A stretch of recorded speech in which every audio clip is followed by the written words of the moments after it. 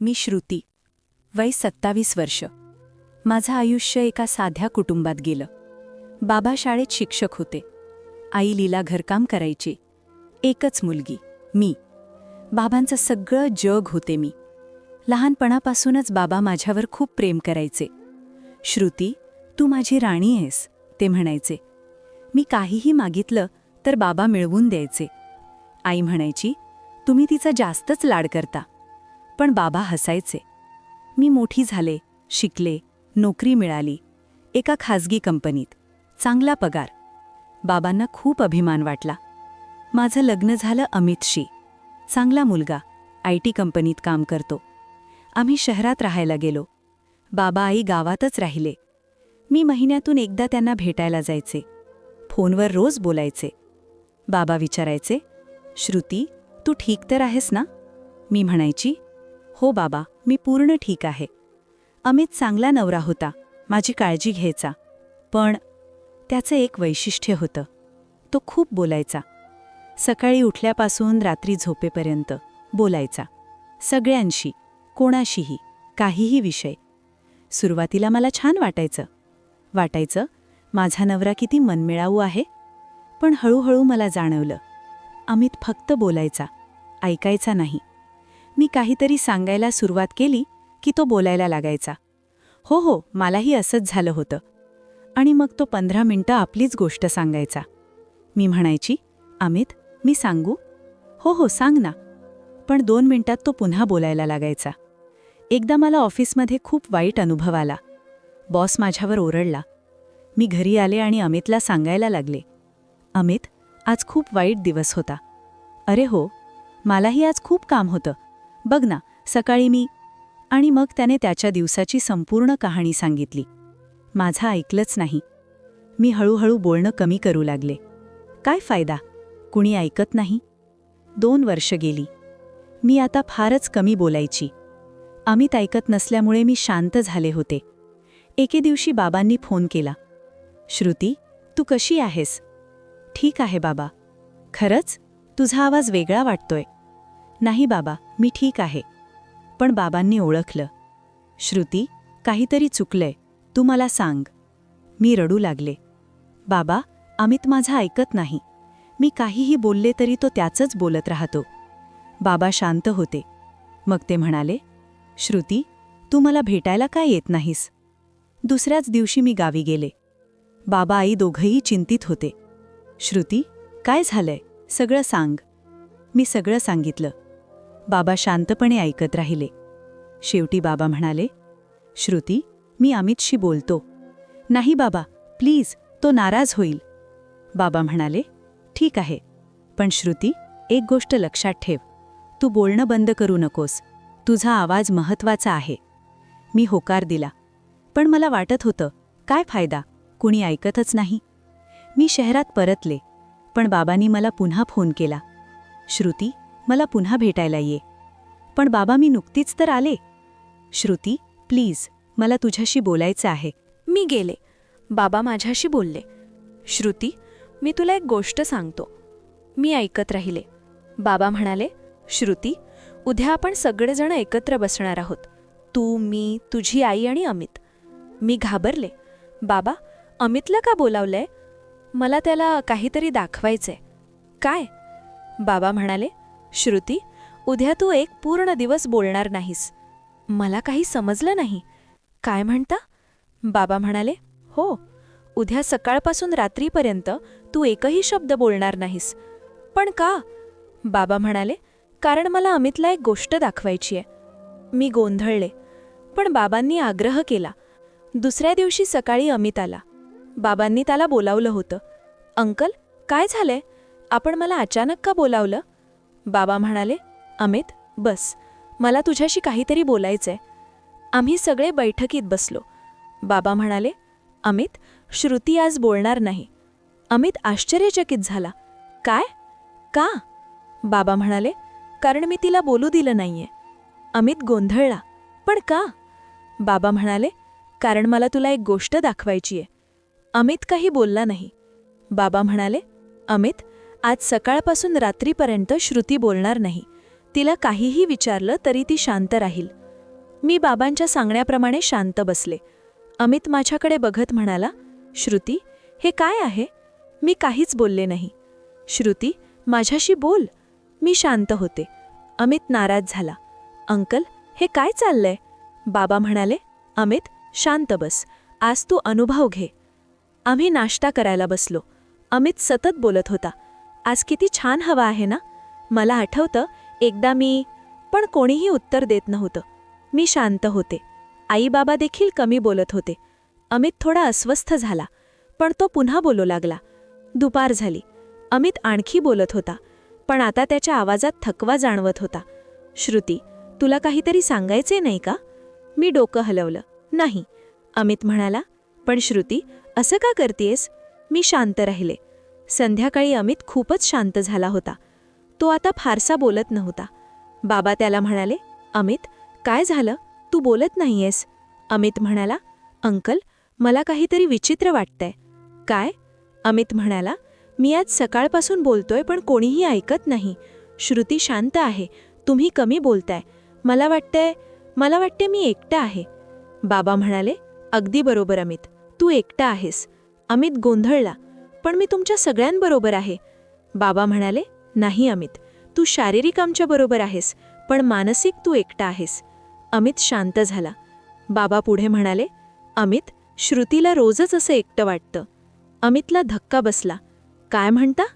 बाबा म्हणाले, हो अमित, तू रोज बोलतोस पण तू ऐकत नाहीस. श्रुती तुला काहीतरी सांगू इच्छिते पण तू तिचं ऐकत नाहीस. अमित माझ्याकडे बघतच म्हणाला, श्रुती, हे खरं आहे का? मी डोळ्यांनी होकार दिला, पण बोलले नाही. बाबा म्हणाले, अमित, आज तू अनुभवलंस की एकटेपणा कसा वाटतो, जेव्हा तू बोलतोस आणि कुणी ऐकत नाही. अमित शांत बसला. त्याचे डोळे भरून आले. रात्र झाली. आम्ही जेवायला बसलो. अमित अजूनही शांत होता.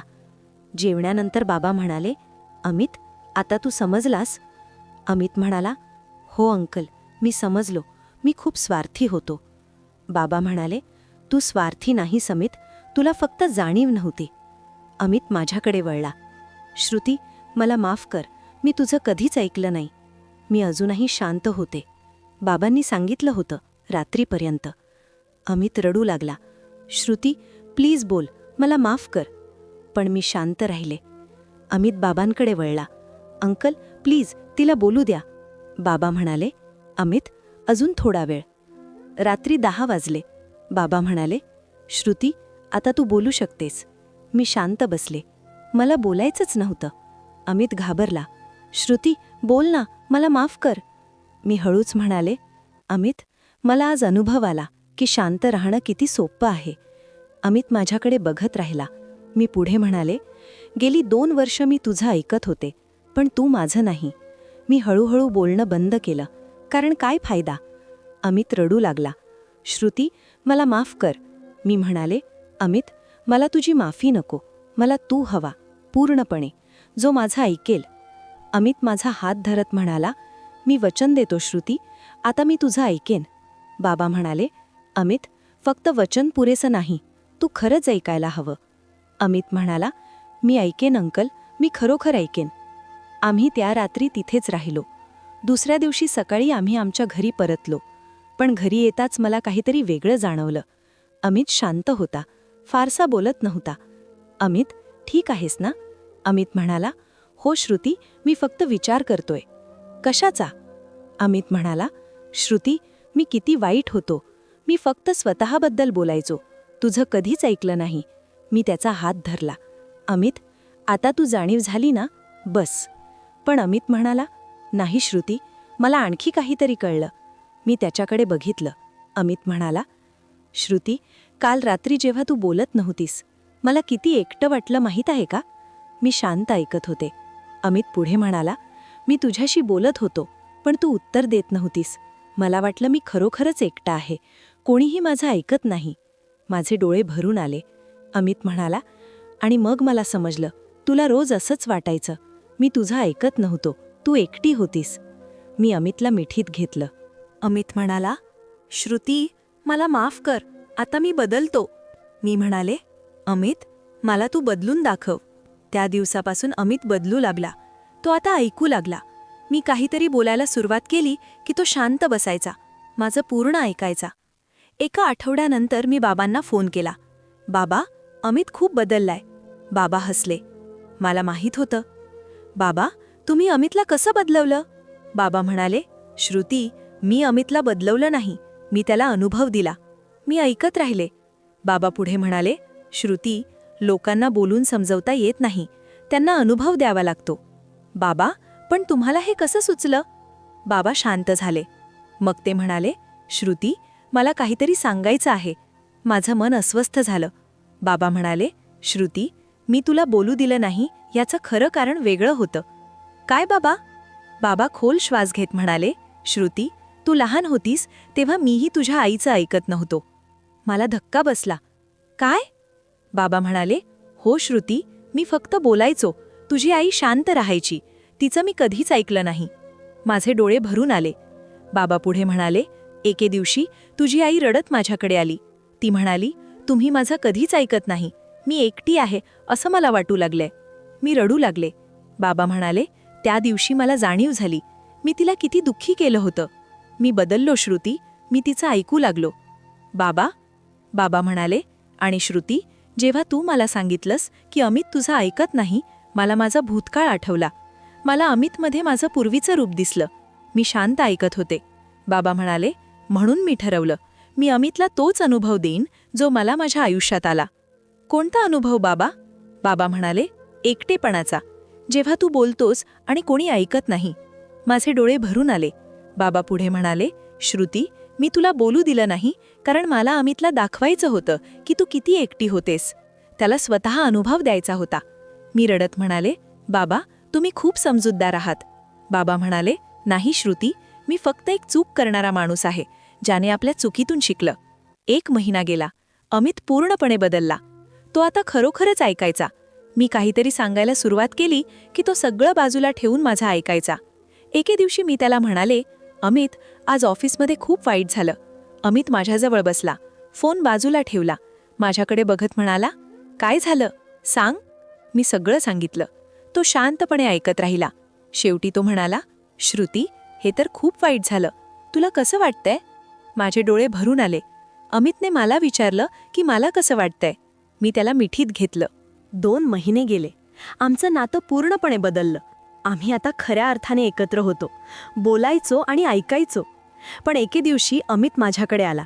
श्रुती, मला तुला काहीतरी सांगायचं आहे. मी त्याच्याकडे बघितलं. अमित म्हणाला, श्रुती, मला आता समजलं की मी तुझं का ऐकत नव्हतो. का? अमित म्हणाला, कारण मला स्वतःचं ऐकवायचं होतं, मला अटेन्शन हवं होतं. मी शांत ऐकत होते. अमित पुढे म्हणाला, माझं बालपण असं होतं की घरात कोणीही माझं ऐकत नव्हतं. आई बाबा दोघंही व्यस्त होते, मला कोणीही वेळ देत नव्हतं. माझे डोळे भरून आले. अमित म्हणाला, म्हणून मी खूप बोलायला लागलो. मला वाटायचं की मी जास्त बोललो तर कोणीतरी ऐकेल. मी त्याचा हात धरला. अमित म्हणाला, पण श्रुती, त्यामुळे मी एक वाईट सवय शिकलो. मी फक्त बोलायला शिकलो, ऐकायला नाही. मी त्याला मिठीत घेतलं. अमित म्हणाला, पण आता तुझ्या बाबांनी मला शिकवलं, ऐकणं किती महत्त्वाचं आहे. मी म्हणाले, अमित, आता तू खूप बदललास. अमित म्हणाला, हो श्रुती, आणि मला आनंद आहे. आज 6 महिने झाले. अमित पूर्णपणे बदलला आहे. आमचं नातं खूप मजबूत झालंय. आम्ही आता एकमेकांशी बोलतो आणि महत्त्वाचं म्हणजे आम्ही एकमेकांचं ऐकतो. गेल्या आठवड्यात आम्ही गावी गेलो बाबांना भेटायला. बाबांनी विचारले, श्रुती, आता कसं चाललंय? मी हसले. बाबा, खूप छान, अमित खूप बदलला. बाबा म्हणाले, मला माहीत होतं. अमित बाबांच्या पाया पडला. अंकल, धन्यवाद, तुम्ही मला शिकवलं. बाबांनी त्याला उभं केलं. अमित, मी तुला काही शिकवलं नाही, मी तुला फक्त अनुभव दिला. अमित म्हणाला, अंकल, पण तुम्हाला हे कसं सुचलं? बाबा हसले. कारण अमित, मीही तूच होतो. मीही माझ्या बायकोचं ऐकत नव्हतो, पण मी शिकलो. आई बाहेर आली. ती हसत म्हणाली, आणि आता हे खूप ऐकतात, कधीकधी जास्तच. आम्ही सगळे हसलो. बाबा म्हणाले, श्रुती, अमित, एक गोष्ट लक्षात ठेवा, नातं जगवायचं असेल तर एकमेकांचं ऐकणं गरजेचं आहे. आम्ही दोघांनी होकार दिला. बाबा पुढे म्हणाले, बोलणं सोपं आहे, पण ऐकणं कठीण. कारण ऐकताना आपल्याला शांत राहावं लागतं, आपलं इगो बाजूला ठेवावं लागतं. मी म्हणाले, बाबा, तुम्ही बरोबर म्हणताय. बाबा म्हणाले, आणि सर्वात महत्त्वाचं, जेव्हा कोणी बोलतं तेव्हा त्यांना खरंच ऐकावं, फक्त ऐकण्याचं नाटक नको. अमित म्हणाला, अंकल, मी हे आत्ता समजलोय. आज मी खूप आनंदी आहे. माझा नवरा माझा ऐकतो. आम्ही खऱ्या अर्थाने एकत्र आहोत. बाबांनी मला का बोलू दिलं नाही? कारण त्यांना अमितला दाखवायचं होतं की मी किती एकटी होते. त्यांनी अमितला 1 दिवसाचा अनुभव दिला आणि त्या अनुभवाने अमितचं आयुष्य बदललं. धन्यवाद बाबा, तुम्ही माझं आयुष्य वाचवलं. तुम्ही मला माझा नवरा परत दिला. आणि आता मी जाणते, कुठलंही नातं टिकवायचं असेल तर एकमेकांचं ऐकणं गरजेचं आहे. बोलणं सोपं, पण ऐकणं महत्त्वाचं. कारण खरं प्रेम ऐकण्यात आहे, समजण्यात आहे, एकमेकांच्या शब्दांना, भावनांना मान देण्यात आहे. मित्रांनो, तुम्हाला ही कथा कशी वाटली ते कमेंट करून नक्की कळवा. आणि तुम्ही ही कथा महाराष्ट्राच्या कोणत्या भागातून बघत आहात तेही सांगायला विसरू नका. पुन्हा भेटूयात अशाच एका कथेसह. तोपर्यंत धन्यवाद.